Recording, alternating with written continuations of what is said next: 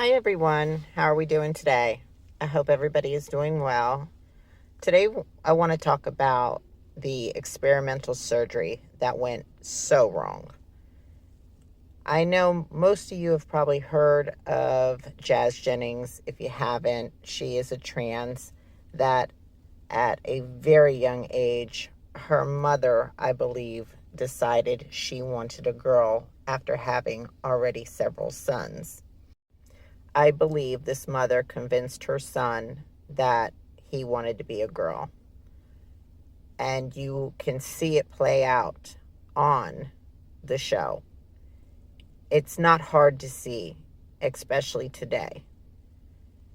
Sadly, this boy went all the way through to these surgeries very, very young because of the mother pushing. And you can see it, like I said, in today's episodes, the pushing of this mother. It's sad, but it has destroyed this boy's life because today he still doesn't feel comfortable with himself. I believe he regrets making the decisions that he made, and he's very depressed. His mind, as he says, is constantly spinning, as you will watch in this clip or these clips, and that he's very depressed. He's gained a lot of weight. His mind's always going. And as he's in these very emotional situations, the mother still is pushing what she believes on this child. And when the child doesn't want to go forward with certain things, like opening or keeping the opening open, which you have to dilate, the mother even says in one of the episodes, she will do it if this child won't. Which, if you're old enough to understand what that means, then you can understand that that would be like SA. Absolutely. This mother would violate her own child to see what she wants done. And make no mistake, all of this has made these parents very wealthy. And this is why other people are fighting to do it and want to continue doing this to children. This must come to an end. People must stand up and say that these children will no longer be mutilated, and stop this from happening to children who are confused or mentally ill.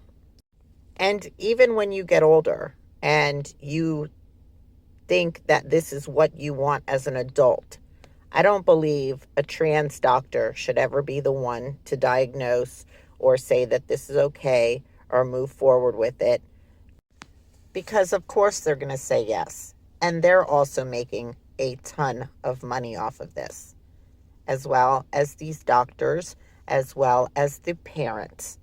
They should have to go see a real psychiatrist and be fully diagnosed. And we all know that these diagnoses are mental illnesses. But as an adult, we can't stop them. As children, again, you never know what the reality of the situation is.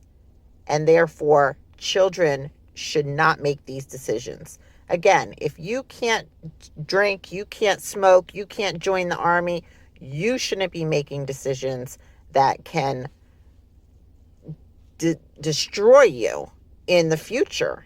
And again, it's not really the children making these decisions. It's the parents making these decisions. And parents should not have the right to make these kind of decisions over a child's life. I believe these parents and these doctors right here should be in jail. But let's watch the clips.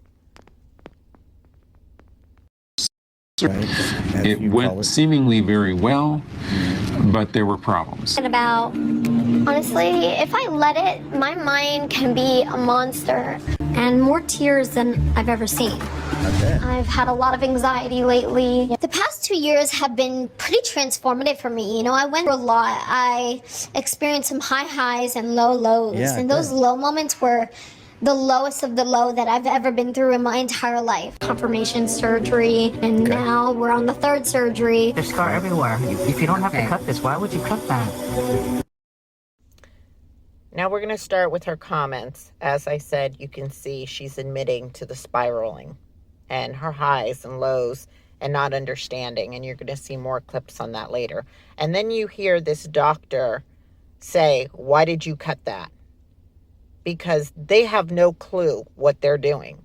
This is an experiment that they are doing on children and even adults. And they don't understand the outcome of the situation and the problems that will come from this. That's the sad part. And these trans doctors will convince them that even with all the flaws and the bad outcomes, that they should still do this experimental surgery. There are a lot of things that have to go perfectly for her to have a beautiful aesthetic result. And with fear and doubt, for months I have been sending Dr. Bowers and Dr. Ting photos, but it's been a little while now since they've last examined me in person. So I think it's going to be really good for them to look at everything and get a game plan on about how they're going to perform this operation. I feel like we're near the end of the journey at this point, and I do feel like this is going to be the one where they're going to say, this is what we got to do to finish everything up, complete the process, and let Jazz go on her merry way. Knock. Hello. What's up? How we doing? How's my wonderful family? Good to see you. These people Jazz has had a very difficult surgical course. She had a very incredible first surgery. It went seemingly very well, but there were problems. And that prompted a second surgery, which I was not a part of, unfortunately. Yeah, this has been a real journey, hasn't it? You know, we knew it would be tough.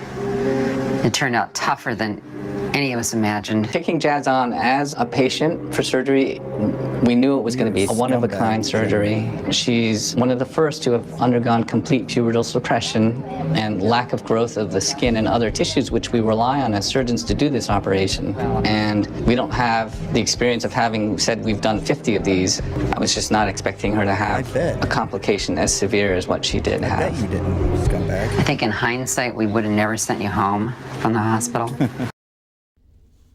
Due to the pubertal suppression and not allowing her to go through puberty, stopped her from growing what she needed in many ways, but even more so skin, for them to be able to do the surgery, if you can even say properly. Because as you hear them admit, this is a trial and error. This is one of the first surgeries. This is an experiment, as we've been telling you. This is not something where these doctors know what the hell they are doing. And there are many of people out there that are speaking up that have went through this and tell you that they are now deformed, messed up. They can't have climaxes. Some of them have been done 3 or 4 times and it's still not right. These are experimental surgeries. That's what people need to see. And that we should never do this to children.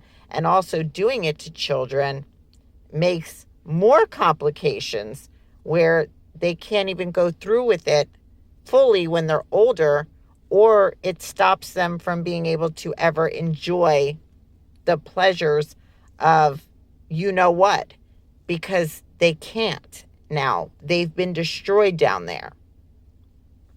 Let's keep watching. You know, easy to say now. Yeah. It's your problem. Yeah. When I wasn't here, when you had problems and had to go back, I I can't tell you how stressful that was. Circumstances, do you think it was important to you for a little mea culpa? Sick parents. I'm not sure. It's nice to hear I did something and acknowledging that. On the other hand, there's the medical side and an expectation that really should have been met. Can we take a look? Yes, Can we examine let's do you? the examination. Okay. You change. We're not doctors, but we've had a chance to actually view what went on in the OR during Jazz's first surgery, and it's pretty. These parents didn't care about him. They did no research. They did this for their own selfish wants and needs. Oh, we're not doctors. We didn't know, but we got to watch the surgery. Why didn't you ask questions prior to the surgery? Why would you allow this experiment to be done on your kid? They told you they haven't done many of these. This is an experiment. And they also told you, due to the blockers, there was issues. Did you ask prior about any of this before any of it was done to your child? And the answer is no. Again, these parents should be in jail that do this to children. We'll let you change. We're not doctors, but we've had a chance to actually view what went on in the OR during Jazz's first surgery, and it's pretty disconcerting in certain ways. Whoa! This is what occurs while Jazz is having her surgery, and the doctors sometimes don't see eye to eye. Why are you cutting there? Right here? Yeah, why? Because it's scar, Jess. I don't like it. You have scar everywhere. If you don't have to cut this, why would you cut that? We can just advance it to there. Jess. Sick, degenerate. Let me go. But it doesn't make any sense. Why do you need to cut that? Because this is a disfiguring scar. How do you know it's not a disfiguring scar? That's just a sulcus. These are the two labia. I mean, you may be right, but we don't know. Jess. Why don't we just open this up and then see what this is? All I'm hearing out of these doctors is they don't have a clue what they're doing. It's, why did you cut this? I don't know. Maybe you're right. Why would you do this? It's absolutely horrifying. And to know that these people want to cut into more children. Let me go. I will say that I feel like things should happen in a more methodical way. This needs to advance more because we're off center. This to come down here. I mean, this is off center. See, this is tilted. So that, in order to get this midline, we need to bring that down more, and that will centralize this. We're saying the same thing. I'm happy. I have a good sense of what we need to do. Take a picture too. Poor thing. You could be a star for all the photos we've taken. Nice. It's just lovely. God, I'm so sorry. We have to just keep joking around here, otherwise we don't get through. No, absolutely. God knows if we didn't laugh in the last 6 months, we wouldn't have I made guess I'll it. get dressed again. You get dressed again. I am happy she has feeling in the area. Tissues have matured very nicely, but I have some concern that we can get enough mobility of the tissues that we can make the labial structures look convincing. Now that you've seen it, do you feel good? Feel good. The only problem is there's a limited amount of skin, but these scars now will make them better, and we won't make new scars. And I know you hate scars, I know. I hate scars, yeah. So last time the major complication was dehiscence. The Right. stitches started coming apart. How likely do you think that's going to happen again? It's always possible. I have optimism that it won't need another surgery. This will be the last one, but there's a certain amount of just uncertainty that you just have to account for. Okay. I wanted to know, will I lose any sort of sensation there, nerve endings? I don't know.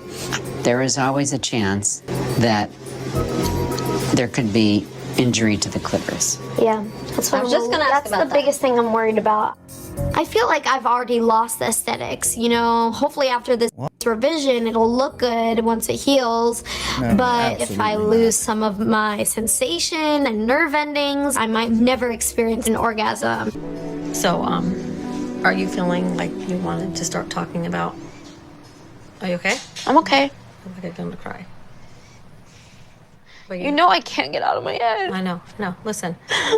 It just doesn't stop. It's okay. Give me a hug. It's okay. I know what you're going through. We've been there before. No, it still doesn't stop now, and I'm already going back to negative. But the more you're talking about yourself, it gets harder.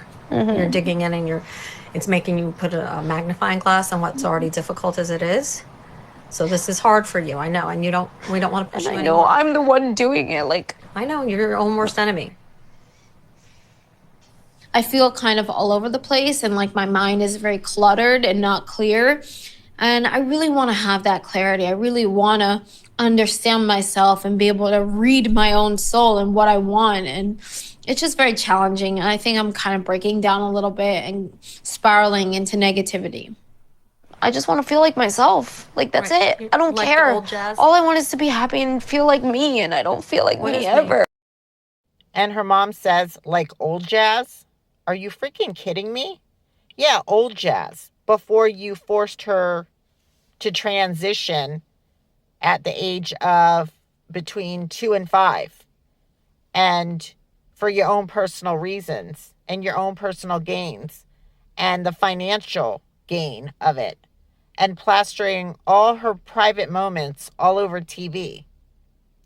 You use this child in so many ways. And now this child doesn't know how to feel because they don't know who they are.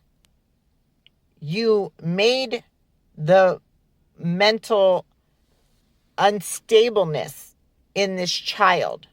You push it and continue to push this mental instability in this child. Even now, as they are growing up, they are so much more unstable and confused and depressed. This is what these parents do to these children. This is the stuff that needs to be stopped. If not, we're going to have many more like this. And the people who are pro this say, oh, if they don't get this done, they'll want to unalive themselves. No, this is what will cause them to want to unalive themselves. These are children that wouldn't even think about that or know about that when this all started with her. She was, again, between 2 and 5 years old. Kids at these ages are not thinking about this. But now that this has all happened to her and there's no turning back, that's where this would lead to her wanting to unalive herself. Because there's nothing left for her to look forward to or enjoy out of life. Everything has been taken at this point. And I guarantee the way she talks, that is exactly how I believe she feels. And mom keeps pushing her. Like I said, even to the point where she threatens to essay her to make sure she does what she needs to stay a girl. This is sick. And people need to see that. And people need to stand up and put a stop to this. This is insane. I'm going to show you one more clip that's very important from the comments section. And she really has information that shows just how sick these people that are pushing this are. And proof that there's a lot more to this. Let's put it that way. Please keep watching. The doctors are still lowering the age requirement to undergo these treatments, to go on these meds. In September, the leading medical body on transgenderism, which is called the World Professional Association for Transgender Health, released their updated standards of care for transgender people, which obviously included children. They call this the Standards of Care 8, SOC 8. I'll probably refer to it as that. You'll see it in writing.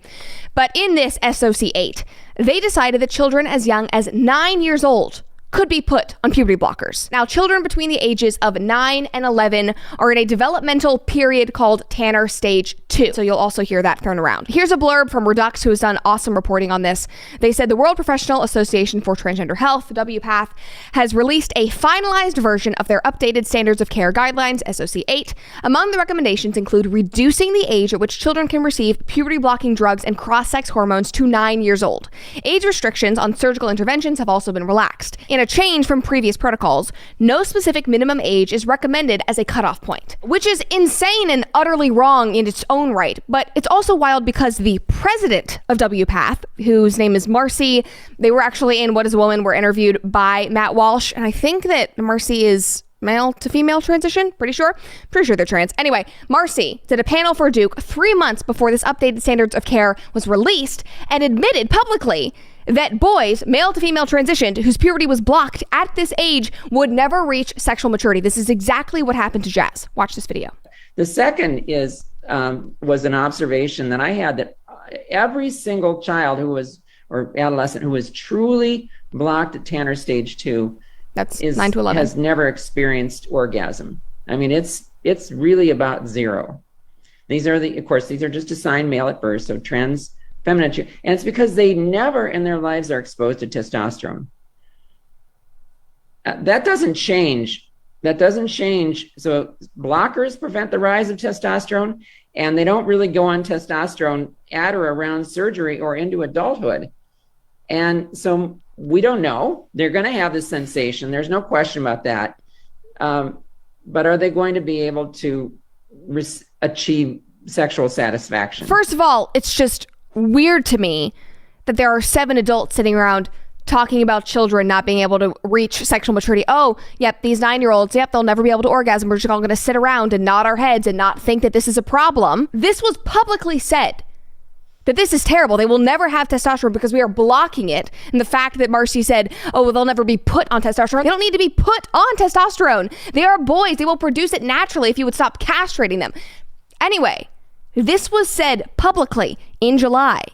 And then in September, they made this call and said, yep, starting at age 9, you can do it. It's totally fine. And like the other blurb said, they also updated these surgical standards. WPATH had previously issued specific guidance on age. Hormone treatments were recommended from 14 years old and up, cosmetic mastectomies 15 plus, breast augmentation and facial feminization surgery starting at 16, and 17 plus for surgeries of the reproductive system like hysterectomies. They also had recommended an age of 18 plus for phalloplasties, which is the surgical creation of a non-functioning penis. But on September 15th, WPATH abruptly issued a correction removing these specific age guidelines despite growing criticism and concern over the medicalization of gender nonconforming children. The fact that they did this abruptly, right after Marcy said they would never reach sexual maturity, that this would harm them for the rest of their lives, we are seeing that this is harming children. Oh, yep, we're going to do it. We're just going to change it.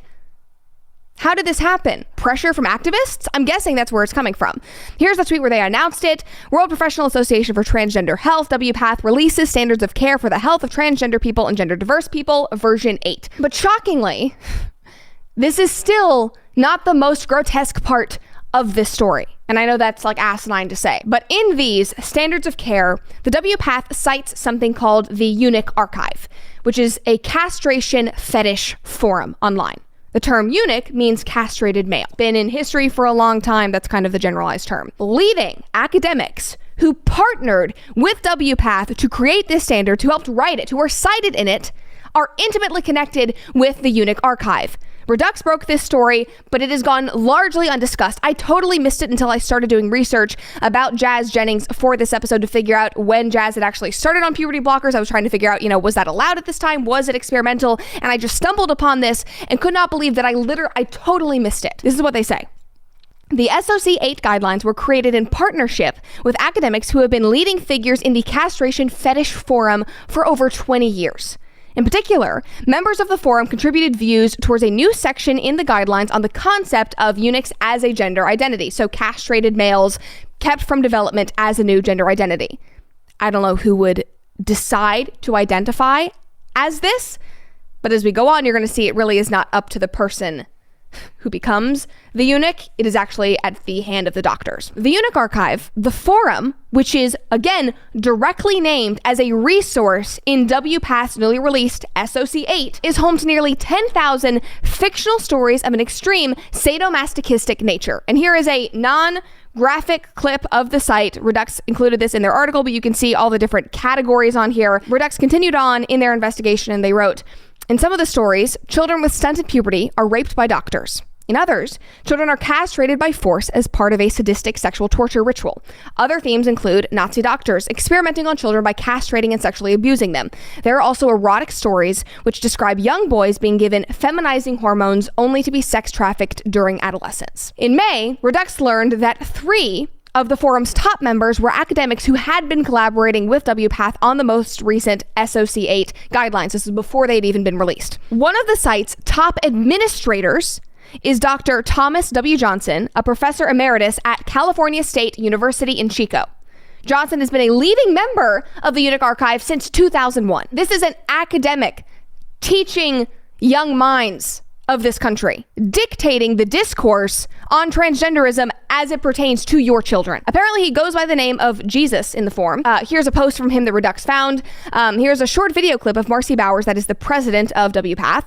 In the OR, this shows her and her staff performing male-to-female genital surgery. Somebody replied and said, Jesus, thanks for this link. It's just awful to say that. Found it quite informative and somewhat arousing as well. And that's only one of them. Redux continued on, and they said Johnson has also published research based on surveys he has personally conducted with other members of the archive. His long-term academic interests have included advocating for the expansion of the transgender umbrella to include men with sadomasochistic and even pedophilic castration fantasies. Johnson is credited as a committee member who helped shape the new SOC8 on the WPATH website. Like, this is exactly connected to the people who are saying, pedophiles, they need respect. We need to understand them. It's a sexuality. They're just minor attracted persons. No, they are not. Academics are completely changing the discussion and the culture around these disgusting people preying on children. That is why we can't just talk about the facts anymore, because they are literally changing the facts and the science every single day. If we do not reach people with emotion and with these stories, nothing will change, because they hold all of the power right now. Redux also identified 2 other high-level academics involved with WPATH and the creation of SOC8 that are involved with this forum. None of this is innocent. This is not about the care or protection of kids like Jazz Jennings, even though this entire association and this entire movement claims that it is. When people like Dylan Mulvaney get on stage or have a meeting with the president and say, Biden, we need to protect trans kids. We need to make sure that kids get gender-affirming care. Is this actually what you're promoting? Can you wholeheartedly and confidently say that you will get behind this? Like, I genuinely want you to ask yourself and look into this and say, am I comfortable pushing this on children? And if you are, you're a psychopath. There's no other way to put it. This is disgusting. This discourse and this instruction on transgenderism and transgender care is plagued by disgusting pedophilic academics. And it's not just infiltrated, it's a top-down thing. This is not the first time that this has come up. This is a pattern. Remember, we just did a video on it a couple of weeks ago about the term cisgender and where that comes from. Those academics were also certifiable pedophiles. Back in the 80s, they were already advocating for respect for pedophiles and were very, very interested in gender ideology, and they created the term cisgender. I'll link that video in the description if you have not seen it. These people are harming children. They are promoting the castration of children, and society is allowing this to become mainstream through bullying and emotional fear tactics from the left, because people are too scared to draw a line in the sand. You cannot let this continue. This is not something you can stay silent on anymore. I do not care. I want to thank the comment section for finding that and sharing that. It is very important information that people need to hear. You need to see what's really going on. You need to hear the facts of all of this. This is being pushed on us so that they can fulfill a sick fantasy.